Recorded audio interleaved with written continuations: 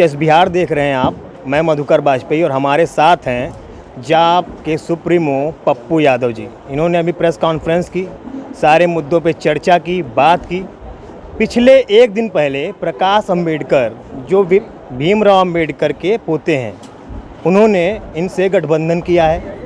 चंद्रशेखर रावण, उन्होंने इनसे गठबंधन किया और बिहार में ये पिछड़ा और महादलित का गठजोड़ मिला के चुनाव लड़ रहे हैं।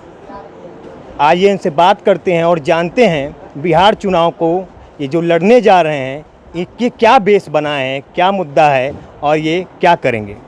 जी, स्वागत है आपका एच बिहार में। बहुत बहुत धन्यवाद।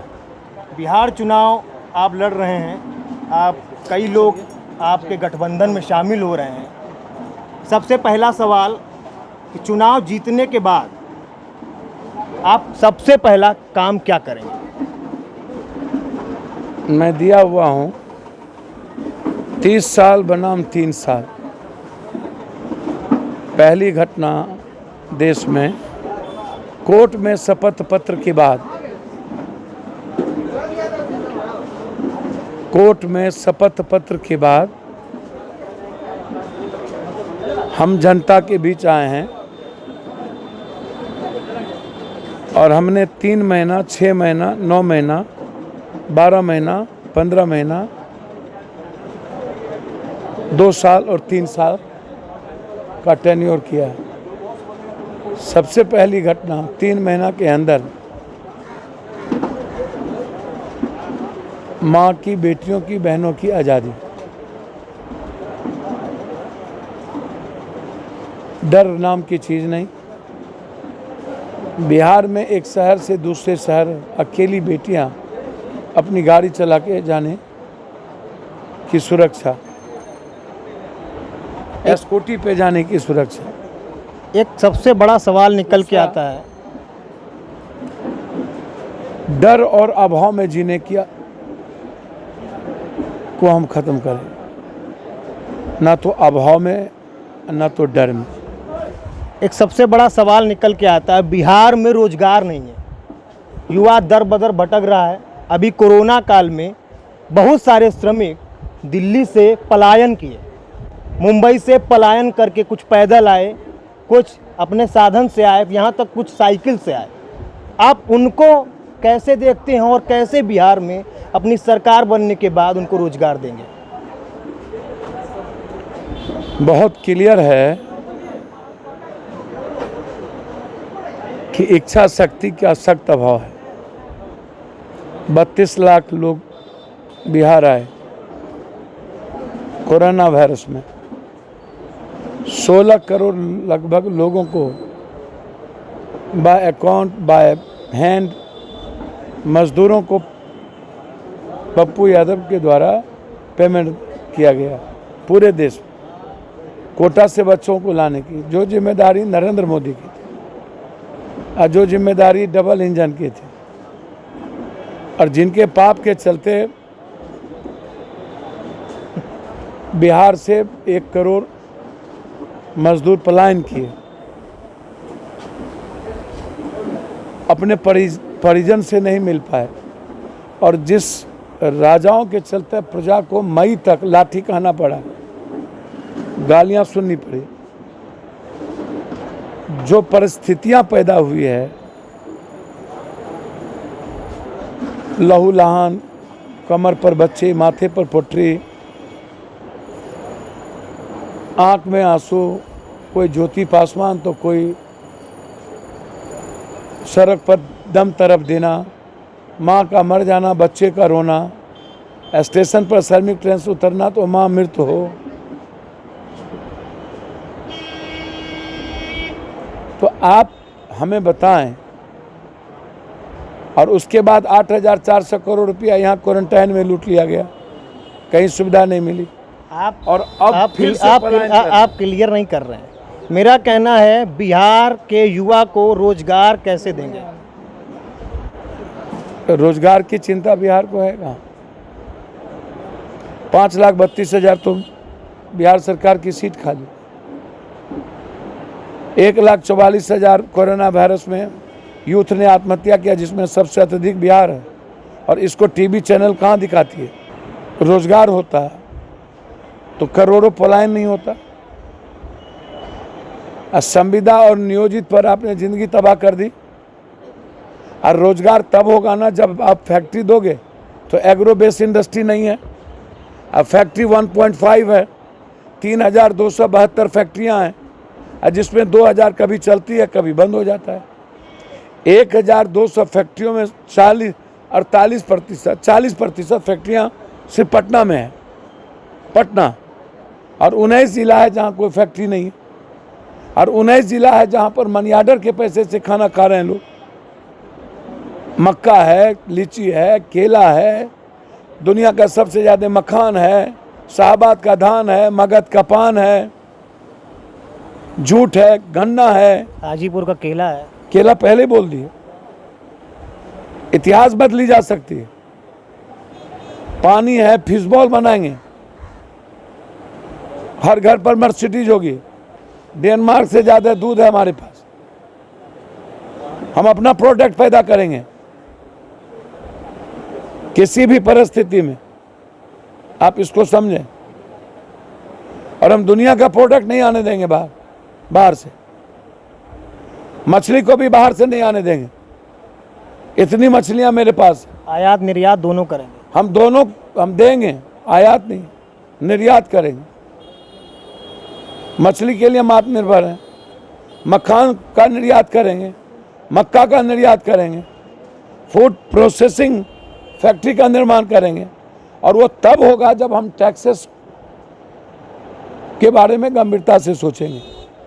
जब हम एक NH भभुआ से लेकर के किशनगंज बिना किसी झिक झैक,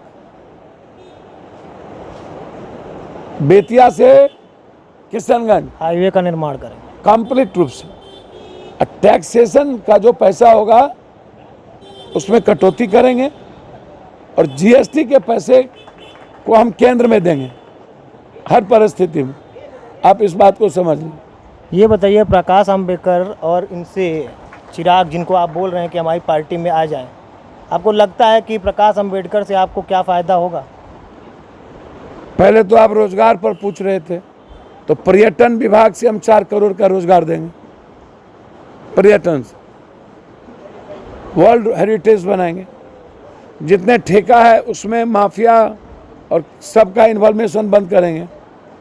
दारू तो पहले से बंद है। दारू तो घर घर जा रहा है। हर दिन पुलिस पिटाई हो रही है, हर दिन ठुकाई हो रही है, हर दिन करोड़ों रुपए का दारू मिल रहा है। और उसका घाटा बिहार को हो रहा है, मुनाफा पुलिस को, नेता को और अपराधी को हो रहा है। रेवेन्यू की घाटा पुलिस बिहार को हो रही है। और घर से हम ज़्यादा पैसा ले रहे हैं दारू के लिए, पहले कम पैसा लगते थे। मैं कह रहा हूँ बालू माफिया या अन्न माफिया या एजुकेशन सिस्टम में रोजगार की कमी नहीं है, इच्छा शक्ति की कमी, नियत की कमी। मतलब इच्छा शक्ति हो जाएगी तो अब क्लियर। 2 साल के अंदर हर इंटर से में किए हुए बच्चियों को 20,000 का रोजगार और बच्चों को 14,000 का। और जब तक नहीं मिलेगा 6,000 रुपया रोजगार भत्ता। 18 साल तक के बच्चों को मजदूरी करने का राइट नहीं होगा। 1 साल 6 महीने के अंदर हर परिस्थितियों में। बाल मजदूरी पे रोक लगाएंगे। नहीं, बाल मजदूरी पे रोक लगाएंगे। बेस्ट एजुकेशन सिस्टम देंगे। मात्र 2 साल के अंदर दुनिया का सबसे खूबसूरत स्कूल होगा और अस्पताल होगा, जहाँ पर नेता, पदाधिकारी और आम लोग की इलाज भी होंगे। क्वांटिटी और क्वालिटी के साथ एजुकेशन होगा। ये आपका घोषणा पत्र है। घोषणा पत्र। अच्छा, एक और मैं दूसरी बात, प्रकाश अंबेडकर साहब या बीजेपी पार्टी तो नागपुर की है, कांग्रेस तो स्वाभाविक पार्टी देश की है। कश्मीर से कन्याकुमारी छोटी सी छोटी घटनाओं से हम वैचारिक और व्यक्तिगत रूप से आहत होते हैं। तो प्रकाश अंबेडकर एक विचार है जिसके विजन से लोग प्रभावित होते हैं, जिसके एक्टिविटीज से लोग प्रभावित होते हैं। बाबा साहब अंबेडकर को मानने वाले करोड़ों लोग, या जो नेता उस विचारधारा पर चलता है, चाहे प्रकाश अंबेडकर हो, मायावती चाहे भी चलते हैं। चंद्रशेखर जी हो। मैं मायावती जी का सम्मान करता हूं, मैंने तो नहीं कहा, लेकिन कभी 377 में कभी किसी चीज़ों में बदलना, ये बड़ा प्रॉब्लम है। चंद्रशेखर रावण जी कंप्लीट रूप से क्लियरिटी है, लड़ तो रहा है, हिरासत में भी है। सड़क पर लड़ तो रहा है, मरने की तैयारी कर तो लेता है। घर में बैठे तो आप आज़ाद नहीं कर सकते, और इन डेमोक्रेसी के लिए खतरा लोगों के खिलाफ सामने है, तो आवाम की लीडर तो वही है। चिराग जी 67 के नायक के पुत्र, और उन्होंने कहा, जैसे नीति आयोग ने कहा बिहार फिसड्डी भ्रष्टाचार में, हर चीज़ों में, वैसे ही घटक दल के चिराग जी ने कहा कि नेतृत्व में चुनाव लड़ोगे तो हारोगे। अलग हो गए। आज ये हालत है। अभी अलग हुए कि नहीं मुझे नहीं पता, बीजेपी के साथ है। आप तो न्योता दे रहे हैं। भाई न्योता तो मैं बहुत दिनों से दे रहा हूँ, चिराग जी को कदम बढ़ाना चाहिए, और 2020 बिहार की जनता स्वाभाविक लीडर को ढूंढ रही, जहां जात ना हो, धर्म मजहब ना हो, जो उनकी बात करे, उनके सपनों की बात करे, जेब में 1 रुपया नहीं है, उनके रुपये कैसे है उनकी बात करे, बैकवर्ड फॉरवर्ड की नहीं, किसी हिंदू मुसलमान की नहीं, किसी जात को गरियाने की नहीं, बिहार और बिहारी के सवाल। उसमें मैं प्रयास किया सबको जोड़ने का, और अंतिम दिन तक प्रयास करूंगा। बिहार कैसे बचे। तेजस्वी और तेज प्रताप पे क्या कहना चाहेंगे लास्ट? नहीं, कुछ नहीं, बहुत मौका उनके परिवार को भी मिला, परिवार ने उनको भी दिया, अपनी काबिलियत दिखा देते। जब छोटे छोटे मुद्दों पर आप ट्वीट करोगे, घर बैठे रहोगे, चिमकी बुखार, पानी, कोरोना वायरस, बाढ़, पुल टूट गया, आप नहीं गए, जबकि आप ही के रीजन में वो पुल बना। बाढ़ में आपने बहुत लोगों की मदद की, हमने देखा। घर घर घर घर घर घर घर घर माँ के तरह सेवा। 6 महीना हो गया परिवार और बच्चों से मिले हुए, पॉजिटिव से भी मिले, सड़कों पर भी सोए। मेरा दुर्भाग्य है कि मैं बिहार में पैदा हूँ, बाहर होता तो भगवान हम हो गए। कौन सा पाप हमने किया मुझको नहीं पता, मैं कभी इंसान में फर्क नहीं किया, मुझसे कभी भूल नहीं हुई। 16 करोड़ रुपया समझते हैं मजदूरों के अकाउंट में, एक गवर्नमेंट नहीं कर सके, और पप्पू यादव किया। 2.5 महीने तक मुजफ्फरपुर, नौतन, बेतिया, दरभंगा, मधुबनी। तो हम देखें तेज प्रताप और तेजस्वी के बारे में, मैं बहुत क्लियर आपको बताया। वो तो रोड पे निकल, ट्रैक्टर के ऊपर तेज प्रताप बैठे हैं, ट्रैक्टर चला रहे हैं तेजस्वी। हर चीज बच्चे का खिलौना नहीं है, फॉलो करता है कुछ लोग पप्पू यादव। बाढ़ों में जाओ ना, चिमकी बुखार में जाओ ना, पटना के बाढ़ में कहाँ थे, कोरोना वायरस में कहाँ थे, फेल है महागठबंधन। एनआरसी में कहाँ थे, फेल है महागठबंधन।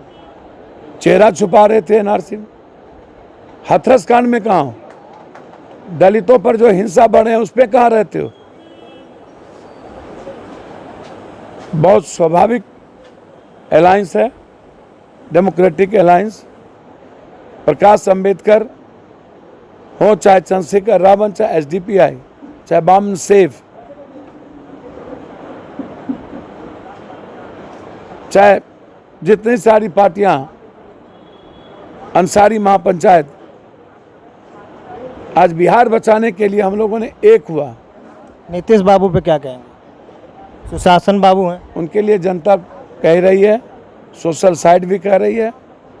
नीतीश बाबू को बहुत घमंड है, और कुछ महागठबंधन के नेताओं को वो तो दावा कर रहे हैं कि हम जीतेंगे। तो एक बार अकेले लड़ लो ना। कहते हैं हम तो अकेले लड़ रहे हैं। तो लड़ लो ना अकेले बीजेपी। तो कह रहे हैं सब गठबंधन किया है, तो हम किए कौन पाप किए? भैया तुम गठबंधन से लड़ रहे हो, तो गठबंधन अभी तक कह रहे हैं हम एनडीए में हैं। डगरा के बैगन की तरह कर रहे हो। लड़े तो थे अकेले, एक ठो एमपी का सीट जीते थे। लड़े तो थे अकेले, 29 सीट मात जीते थे। अकेले अकेले लड़ लो। जनता के मिजाज का भी पता चलना चाहिए ना। मांझी का संबुकवध यही दोनों किए थे ना। दलित को परजीवी समझते हो और गरियाते भी हो और इस्तेमाल भी करते हो। परजीवी मत समझो। दलितों को पॉलिटिकल राइट दो, जीने के राइट दो। दुनिया में, देश में जितना हिंसा, लगभग 78% हिंसा और बलात्कार दलितों में। भाई नरेंद्र मोदी इसका जवाब दो ना। ये देश की जनता जानना चाहती, और ये विपक्ष और अन्य लोग चुप हो जाते हैं। इसलिए उन लोगों की चर्चा छोड़ दो जिनको लोगों ने 15 साल दिया और फिर अपने दिल से निकाल दिया। आज ये लोग कहीं दिल में नहीं है। एक लास्ट सवाल मेरा आपसे है, क्या कोरोना काल में चुनाव होना सही है, हाँ या ना? मेरे ख्याल से व्यक्तिगत पूछोगे तो ना। चुनाव ये नहीं होना चाहिए। बाढ़ में 24,000 बूथ डूबे हुए हैं और लोग डरे और सामे हैं। ये चुनाव होना चाहिए नहीं?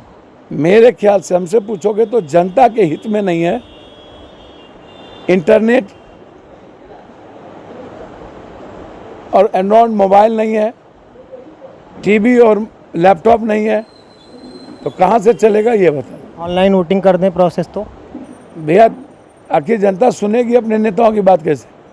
वर्चुअल रैली का ऑप्शन तो है। वर्चुअल रैली में टीवी और कहीं कुछ तो है नहीं ना गरीब जनता के पास।